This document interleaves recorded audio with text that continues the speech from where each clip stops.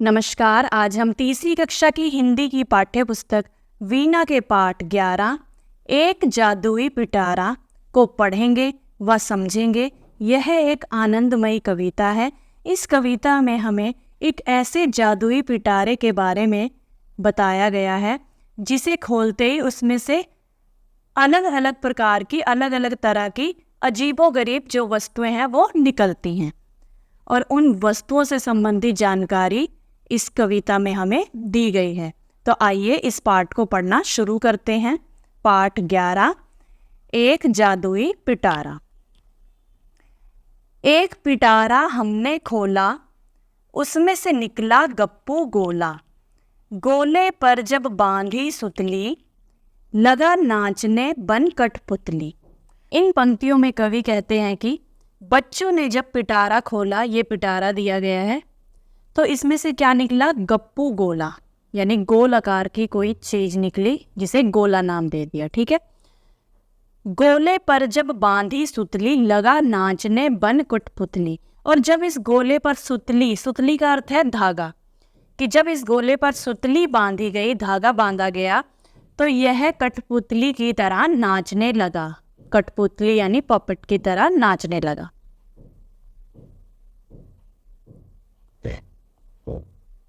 कठपुतली ने गाड़े खूंट, उसमें से निकले 900 ऊंट।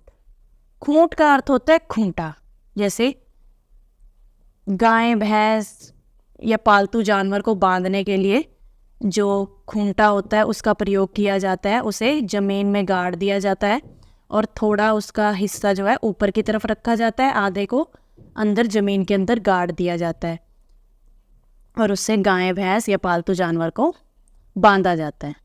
ठीक है, तो उसे कहते हैं खूंटा। कठपुतली ने गाड़े खूंट, उसमें से निकले 900 ऊंट। उन ऊंटों पर हुई सवारी, मिली राह में एक सुपारी। तो जब उन कठपुतलियों ने खूंटा गाड़ा तो उसमें से 900 ऊंट निकले। खूंटा गाड़ने पर उसमें से क्या निकले? 900 ऊंट।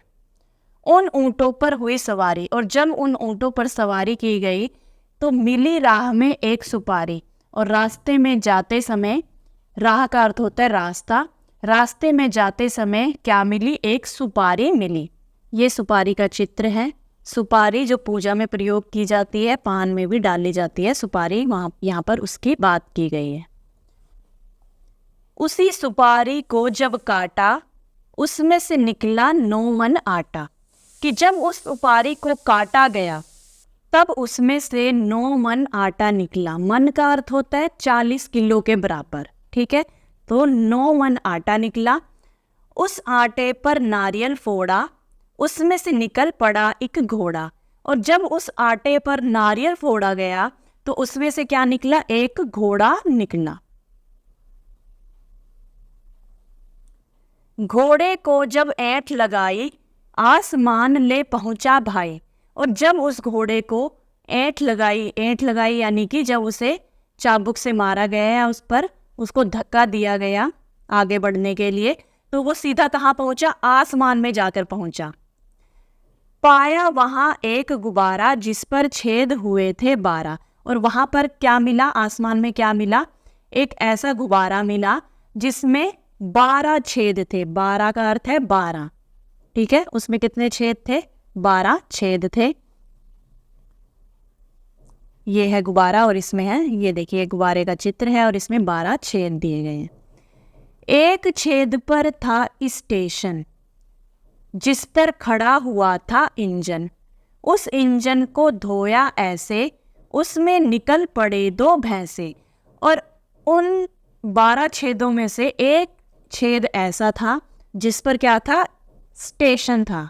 इस स्टेशन का अर्थ है यहाँ पर स्टेशन। जिस पर खड़ा हुआ था इंजन, जिसमें एक इंजन खड़ा था। जब उस इंजन को रगड़ रगड़ के धोया गया तो उसमें से 2 भैंसे निकले। ये देखिए, इस छेद में से ये इंजन निकल रहा है और इंजन को जब धोया गया तो उसमें से ये 2 भैंसे निकले।